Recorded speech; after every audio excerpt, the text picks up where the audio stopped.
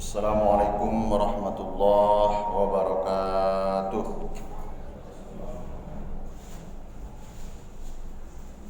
Bersyukur kepada Allah Subhanahu wa taala dengan lafaz hamdalah. Alhamdulillahi rabbil alamin. Bersalawat kita kepada Rasulullah sallallahu alaihi wasallam biqaulin Allahumma shalli ala sayyidina Muhammad wa ala ali sayyidina Muhammad. Assalamu alayka ya Rasulullah.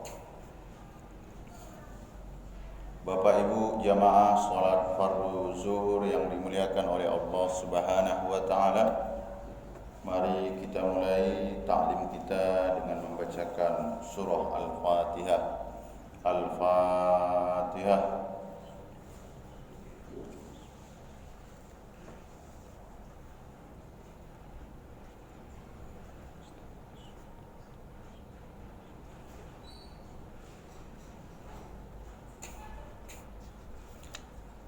Pada kesempatan kali ini tema kita mengenai luqtah.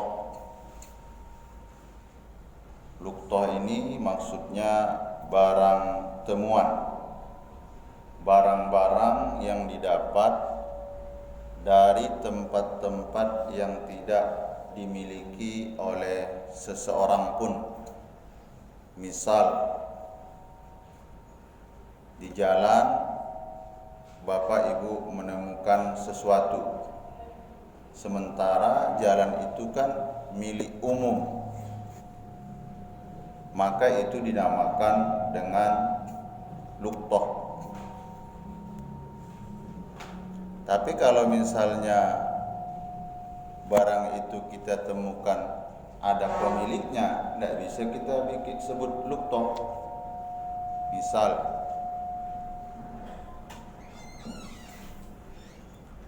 Bapak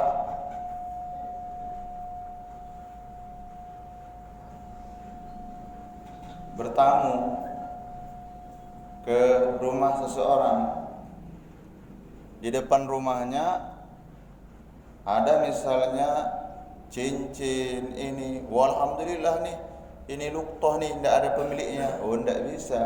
Kenapa? Karena area rumah itu masih pemilik rumah yang menguasainya. Tidak bisa kita katakan itu luqtah, barang temuan. Hukum mengambil barang temuan yang pertama sunnah. Maksudnya bagi orang yang percaya kepada dirinya bahwa ia sanggup mengerjakan segala yang bersangkutan dengan pemeliharaan barang sebagaimana mestinya. Nanti kita akan sampaikan ada yang barang itu butuh pemeliharaan. Misal benda, Bapak menemukan kerbau di tengah jalan atau menemukan ayam. Ini bagaimana? Butuh pemeliharaannya, ngasih makannya, kalau seandainya dia kambing atau sapi mencarikan rumputnya, seperti itu. Yang kedua, wajib apabila berat sangkaan bahwa barang itu akan hilang dengan sia-sia kalau kita tidak ambil. Ada asumsi sebagian orang begini, Bapak jalan tiba-tiba menemukan dompet. Di dalam dompet itu ada emas, 5 emas, ada pula uang sekitar 5 juta. Ada anggapan, ini kalau saya ambil, nanti harta benda saya seukuran dengan ini hilang. Jadi dia nggak mau ngambil tuh. Oh, nggak bisa, wajib hukumnya. Kenapa? Karena kita yakini kalau seandainya ini tidak kita ambil, dia bisa saja jatuh kepada orang yang tidak tepat sasaran. Seperti itu. Sebaiknya diambil. Seperti itu. Makruh, ya makruh bagi orang yang dia tidak percaya kepada dirinya bahwa dia amanah untuk menyimpan, merawat, menjaga dan memelihara barang temuan tersebut. Selanjutnya rukun luqtah. Rukun luqtah yang pertama ada yang mengambil. Kalau yang mengambil itu belum dewasa, maka nanti hakim memutuskan itu bukan menjadi kuasa yang belum berakal, maka walinya. Contoh, di jalan anak-anak kita ya biasa main-main di jalan, di paritnya itu tiba-tiba ditendangnya, apa dia kuali emas itu kualinya. Itu kan menjadi biar aja dia yang melihara, tidak bisa. Kenapa? Karena anak ini masih mumayyiz, belum baligh. Jadi siapa nanti yang merawatnya? Walinya. Yang kedua, bukti barang temuan. Sesuatu yang ditemukan ada 4 macam. Ini yang kita sampaikan. Pertama, barang yang dapat disimpan lama seperti emas dan perak, hendaklah disimpan di tempat yang sesuai dengan keadaan barang itu, kemudian diberitahukan ke masyarakat umum. Di tempat-tempat yang ramai, masa waktunya 1 tahun. Misal, Bapak menemukan emas, 10 emas, menemukan lagi misalnya uang ada sekitar 10 juta, jadi umumkan saja. Biasanya untuk kita di Indonesia ini, selain misalnya ditempel di balai-balai pengumuman desa, di kelurahan, nanti diumumkan di masjid-masjid. Berdoalah selama 1 tahun itu, mudah-mudahan tak balik yang punya.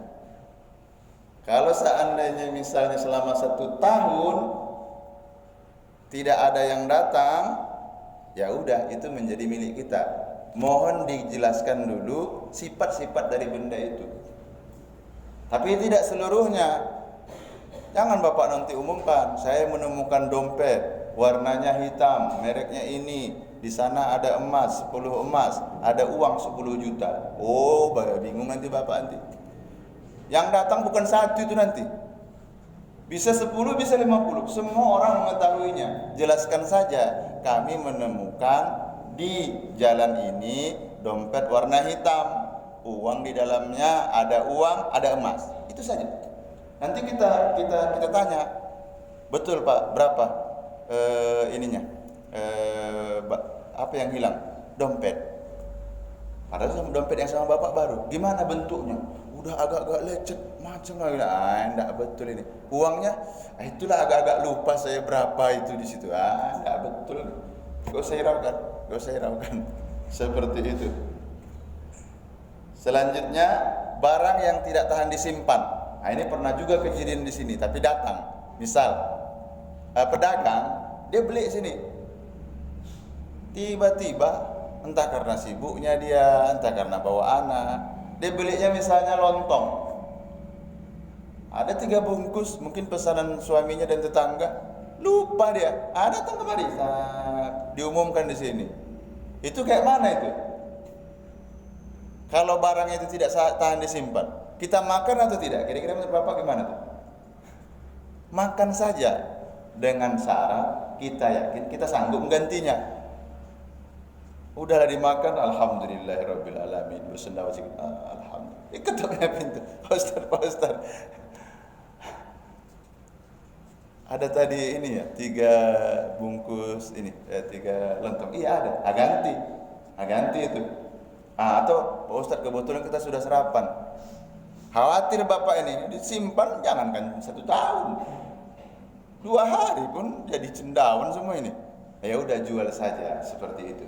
Tapi kalau untuk barang-barang yang seperti makanan, silahkan dimakan dengan syarat kita bisa menggantinya. Tapi kalau misalnya yang hilang itu hanya sekedar itu, tidak apa-apa, jadi masalah itu. Tapi ini hukum kita harus sampaikan.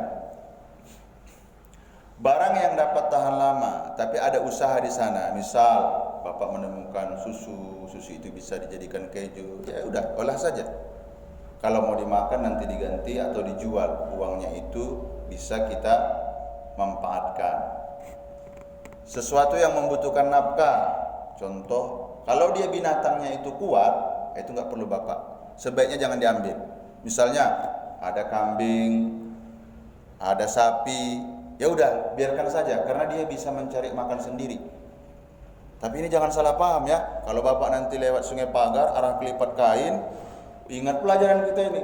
Kata Ustaz Jalal kemarin, segala sesuatu yang kita temukan di tempat tidak ada pemiliknya itu menjadi lukto.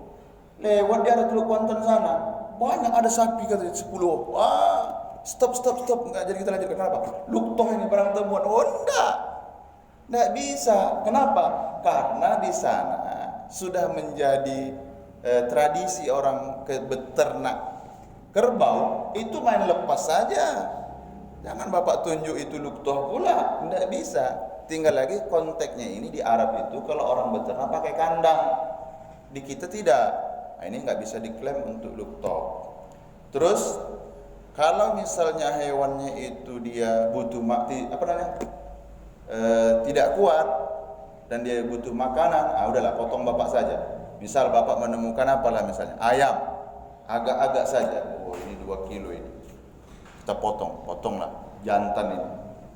Sudah digulai, kenyanglah kita makan. Oh datang orang mengetuk-bentuk. Bapak tadi menemukan ini, iya.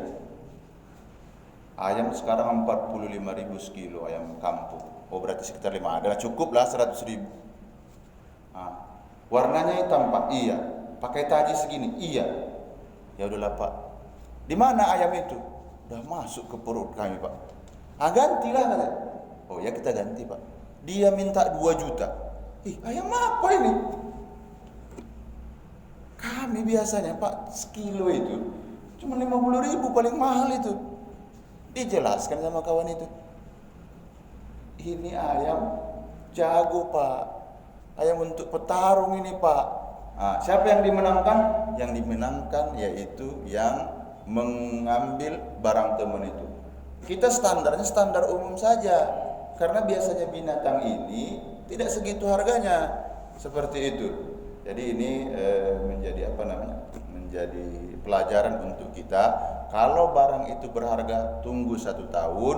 Kalau barang itu dianggap tidak begitu berharga, tidak merasa hilang dia, itu ukur-ukur aja lah. Misal bapak jalan di jalanan, ketemu ada plastik hitam, apa nih? Oh rupanya sendal. Itu pun sendalnya sendal jepit pulanya, baru. Enggak perlu diumumkan 1 tahun. Menurut kader kita sajalah, sebulan kira-kira udah lupa enggak dia itu. Waduh, udah enggak permasalahannya, itu boleh kita pakai. Insyaallah besok masih kita review mengenai luktoh ini. Mudah-mudahan ada hikmahnya. Kita tutup majelis yang mulia ini dengan ucapan hamdalah. Alhamdulillahirabbil alamin. Subhanakallahumma wa bihamdika asyhadu an la ilaha illa anta astaghfiruka wa atubu ilaik. Assalamualaikum warahmatullahi wabarakatuh.